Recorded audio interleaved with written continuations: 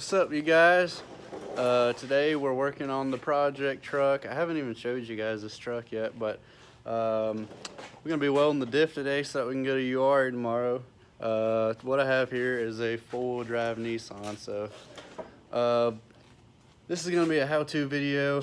The first thing you guys are gonna want to do is we're gonna need to pull those axles out. So go ahead and take the wheels off.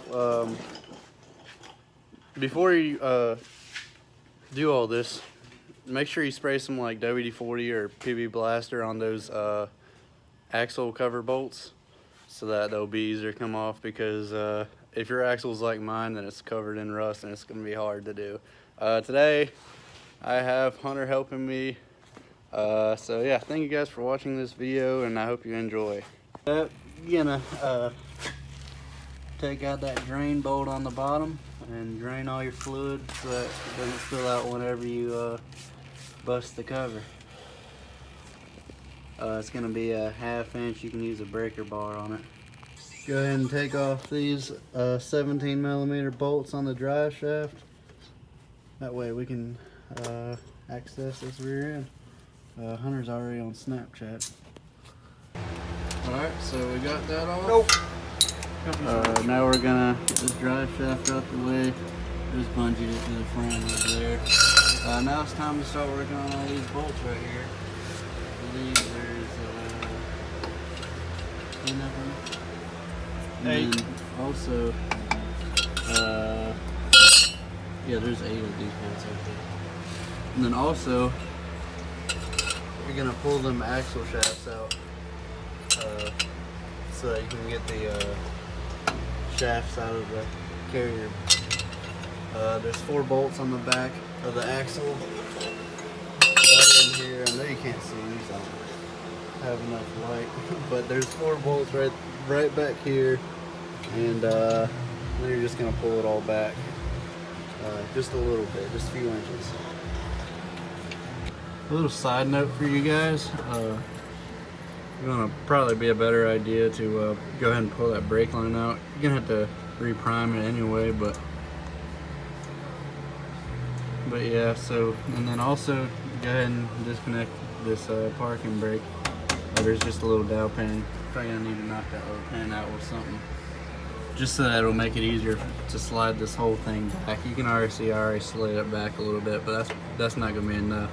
Slide it back about 6 inches, I'd say, and then you can take that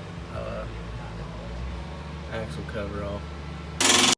So I've got a weird looking diff. This doesn't look like a usual one does. I've got a little bit of dirt right there. Usually have a whole lot more room right here, but you can still see all the spider gears in there. There might be enough room where I can stick the welder down in there and weld it. Yours probably won't look like this. I think this is aftermarket because it looks like it's been serviced before. But yeah, all you gotta do is weld those gears together. Yours is gonna look different than this. There's just gonna be some spider gears in there. You're gonna weld it together. So don't panic if yours looks different. Yours is gonna be way easier to weld than mine. Hopefully you'll have more room than I do. But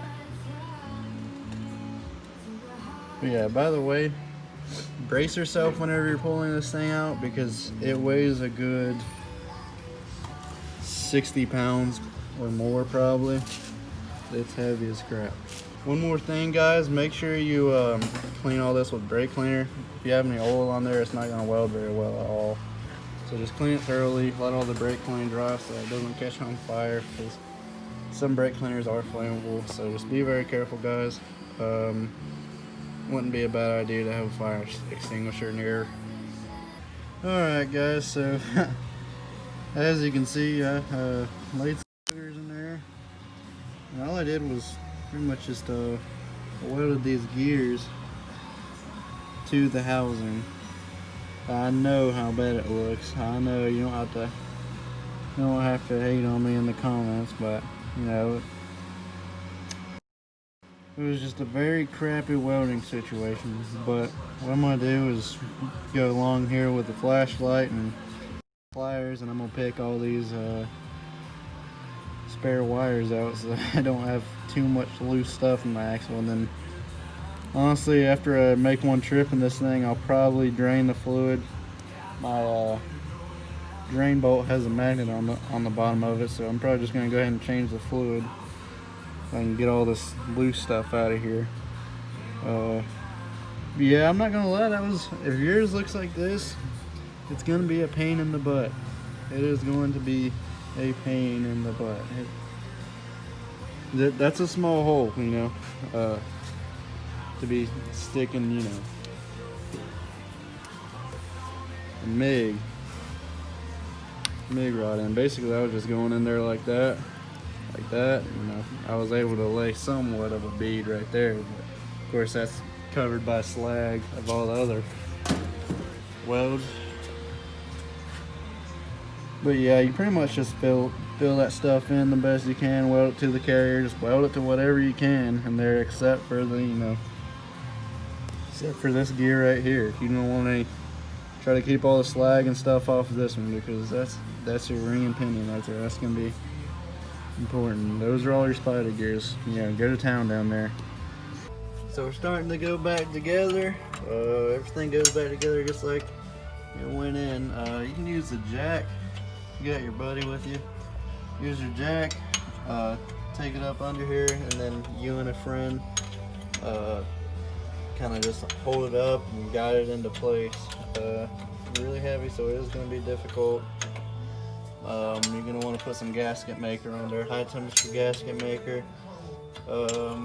Let it tack in for about an hour with all the bolts.